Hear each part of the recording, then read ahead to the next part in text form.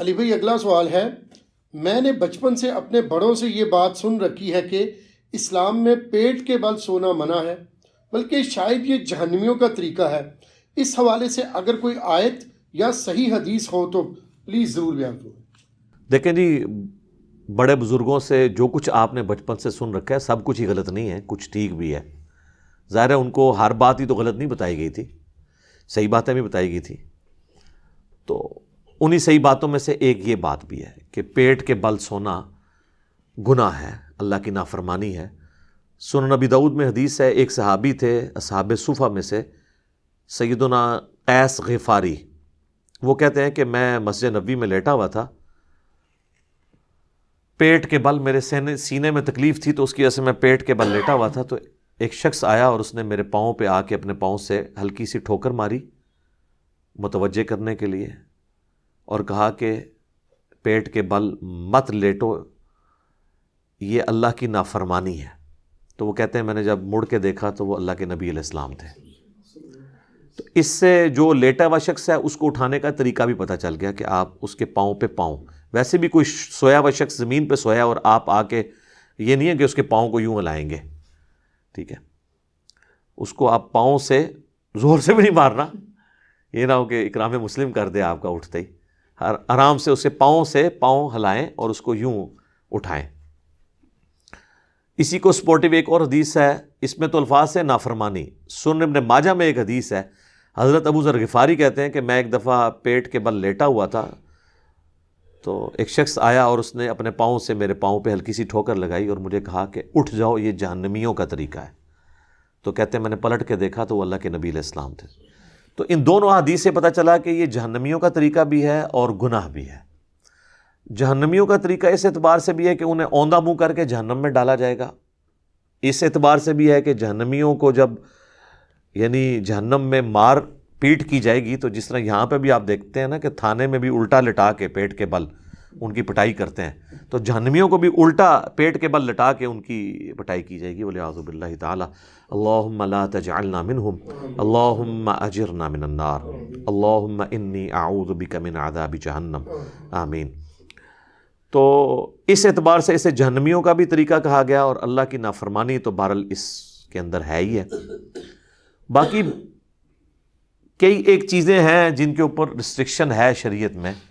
اس حوالے سے ایک اور سوال بھی پوچھا جاتا ہے، وہ کہتے ہیں نہیں، صحیح مسلم میں ایک حدیث ہے کہ نبی علیہ السلام نے کہا کہ کوئی شخص زمین پہ ایسا چت نہ لیٹے کہ اس نے ایک ٹانگ کے اوپر دوسری ٹانگ رکھی ہوئی ہو۔ حالانکہ ہم میں سے اکثر لوگ ایسے لیٹ جاتے ہیں کہ سیدھا لیٹے اور ٹانگ پہ ٹانگ رکھی، ریلیکس ہو جاتا ہے نا بندہ تھوڑا سا۔ تو مسلم شریف میں حدیث ہے کہ اس طرح لیٹنے سے نبی علیہ السلام نے منع فرمایا۔ اگلے دن بھی ایک بھائی نے مجھ سے رابطہ کیا اور انہوں نے کہا کہ میں نے مشکات میں بھی یہ حدیث پڑھ لی ہے۔ تو پھر میں نے ان کو بتایا یہ حدیث جو ہے یہ منسوخ ہے، یا کسی اسپیسیفک کنڈیشن کے لیے، کیونکہ بخاری اور مسلم دونوں میں حدیث ہے کہ نبی صلی اللہ علیہ وآلہ وسلم کو ایک صحابی کہتے ہیں میں نے اس حال میں لیٹے ہوئے دیکھا کہ آپ علیہ السلام نے چت لیٹے ہوئے تھے اور اپنی دائیں ٹانگ اپنی بائیں ٹانگ کے اوپر یوں رکھی ہوئی تھی۔ اچھا، امام مسلم نے بڑی پیاری ترتیب لگائی ہے، یہ جو منع فرمانے والی حدیث ہے نا وہ پہلے لے کے آئے ہیں، اور پھر خود جو حضور کا عمل یہی والا تھا وہ حدیث بعد میں لے کے آئے ہیں، تاکہ ناسخ و منسوخ پتہ چل دے۔ دوسرا، یہ منسوخ اگر نہ بھی ہو نا، ایک اسپیسیفک کنڈیشن کے بارے میں ہے۔ وہ مسلم شریف میں یہ الفاظ ہیں اس حدیث کے اندر جس میں منع کیا گیا ہے، اس میں نبی علیہ السلام نے فرمایا کہ جو کوئی شخص ایک کپڑے میں لپٹا ہوا ہے نا تو وہ احتبا کی حالت میں نہ بیٹھے گوٹھ مار کے، یعنی دونوں گھٹنے کھڑے کر کے اور یوں اس کو گھٹنوں کو پکڑ لینا، تو ایک کپڑے میں اس کا ستر کھلنے کا اندیشہ ہے، اور نہ وہ اس حالت میں زمین پہ اس طرح لیٹے کہ وہ ایک ٹانگ پہ دوسری ٹانگ رکھے۔ اگر آپ نے کپڑے اس طرح کے پہنے ہوئے ہیں کہ جو ایک چادر میں آپ لپٹے ہوئے ہیں تو اس میں آپ جب یوں کریں گے تو آپ کی بے پردگی ہونے کے چانس ہیں۔ پینٹ میں یا ٹراؤزر میں یا شلوار میں اگر کوئی شخص یوں کرتا ہے تو اس کی بے پردگی کے چانس نہیں ہوں گے۔ تو یہ اسپیسیفکلی اس چیز کے بارے میں ہے۔ آپ دیکھیں اس لیول تک ڈیٹیل چیزیں بتائی گئی ہیں۔ سنن نبی داؤد میں حدیث ہے، نبی علیہ السلام نے فرمایا اگر تم میں سے کوئی کسی سایہ دار چیز کے نیچے بیٹھا ہے نا اور تھوڑی دیر بعد وہاں پہ دھوپ آ گئی ہے تو وہاں سے اٹھ جاؤ، آدھی دھوپ اور آدھے چھاؤں میں مت بیٹھو۔ سائنٹیفکلی بھی یہ چیز ظاہر ہے وہ ایک تھرمل ڈفرنس تو ٹیمپریچر کا کریٹ ہو جائے گا نا. یا مکمل دھوپ میں آگے بیٹھو یا مکمل چھاؤں میں بیٹھو, درمیان میں نہ بیٹھو. اسی طریقے سے ابو داؤد میں حدیث ہے کہ کوئی شخص کسی ایسی چھت کے اوپر نہ سوئے جس کے گرد پردے نہ لگے ہوئے ہوں. رات کو کوئی بندہ نیند میں اٹھے تو گر سکتا ہے. بعض لوگوں کو سوتے ہوئے چلنے کی بھی عادت ہوتی ہے, سوتے ہوئے چلنے کی عادت نہ بھی ہو. بعض اوقات ہمارے ساتھ عام حالت میں بھی ہوتا ہے کہ ہم جب صبح اٹھتے ہیں کئی بار پوری یعنی وہ بوٹ نہیں ہوا ہوتا دماغ, آپ کو اپنے گھر میں بھی نہیں پتہ چل رہا ہوتا میں کون سے کمرے میں آج سویا ہوا ہوں, تو کسی اور طرف چلا جاتا ہے. اور کئی لوگ سیڑھیوں سے اپنی گر گئے ہیں, گئے باتھ روم تھے لیکن وہ دوسرے راستے پہ سیڑھیوں سے نیچے جا کے گر گئے ہیں, نہیں پتہ چلا ان کو. ہو جاتا ہے ایسے. تو نبی علیہ السلام فرمایا ایسے آپ نے چھت پہ بھی نہیں سونا جس کے گرد پردہ نہ ہو, تاکہ اگر کوئی ایسا معاملہ ہو جائے تو پھر اپنے آپ کو ملامت کرنے والی بات ہے. بخاری مسلم میں ایک حدیث ہے, نبی علیہ السلام نے فرمایا کہ کوئی شخص رات کو اپنے گھر میں اس حال میں نہ سوئے کہ اس کا کوئی جو ہے وہ دیا وغیرہ بتی جل رہی ہو, اس کو بجھا کے سوئے. آگ انسان کی دشمن ہے, کیونکہ شیطان بھی آگ سے بنا ہے, وہ انسان کا دشمن ہے.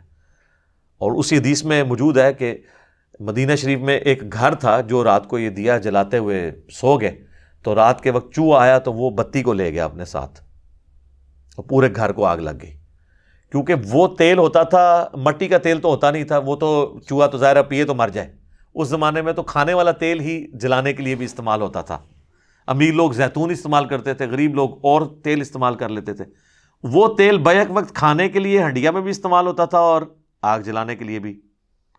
تیل تو بعد میں دریافت ہوا ہے, پہلے تو مٹی اور زمین کا پٹرول تو نہیں تھا نا, ٹھیک ہے نا. یہ تو اللہ نے دنیا بقدر ایفرٹ رکھی ہے, ورنہ کسی بزرگ نے جب نگاہ مارتے تھے ساتوں زمینیں کراس کرتی تھی تو تیل بھی کراس نہ ہوتا.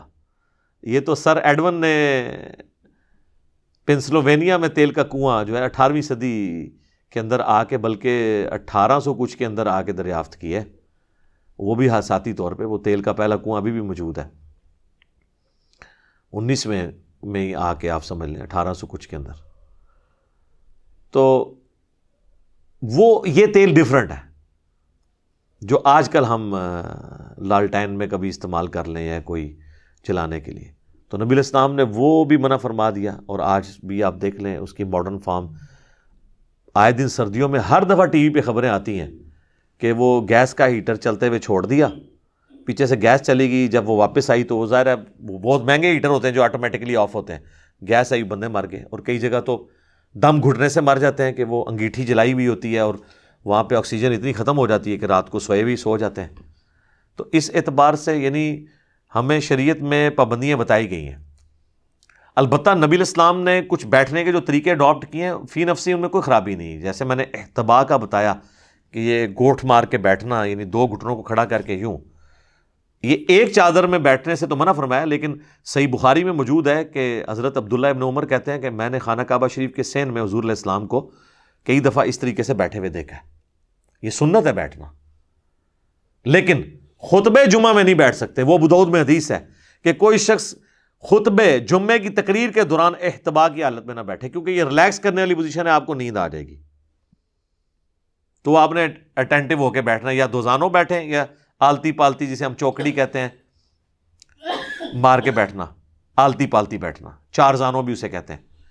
وہ بھی حدیث ہے ابو داؤد کے اندر, ترمذی کے اندر, کہ نبی علیہ السلام فجر کے بعد مسجد میں ہی آلتی پالتی یعنی 4 زانوں بیٹھتے تھے یہاں تک کہ سورج خوب بلند ہوتا, پھر آپ گھر واپس آتے.